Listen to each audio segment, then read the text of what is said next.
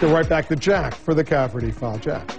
It's called the Terrorist Expatriation Act, and if it passes, the government would have the right to strip citizenship from any American suspected of supporting terrorism.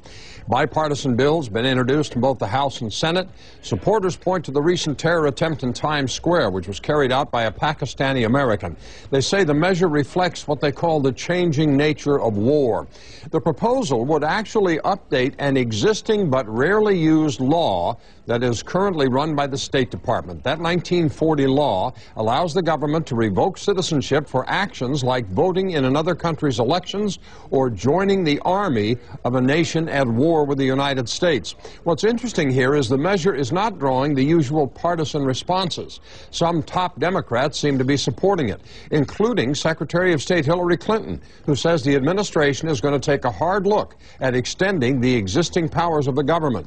Also, House Speaker Nancy Pelosi says she supports the spirit of the measure, although she still needs to hear more details.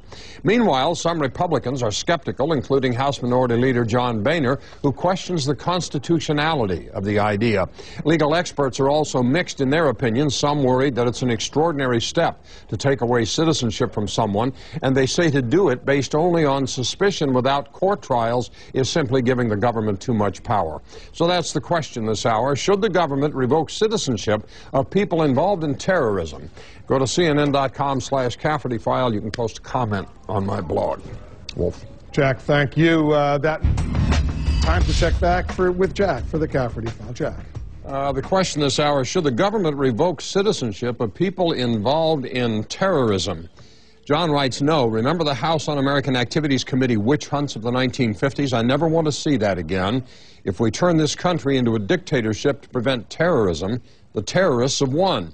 And that's what you do if you penalize people without a fair trial. If they're terrorists, try them and convict them of a crime.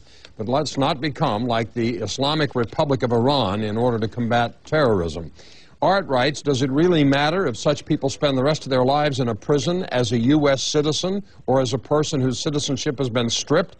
What purpose is being served by this move other than an opportunity for a few senators to grandstand and pretend that they're doing something about terrorism?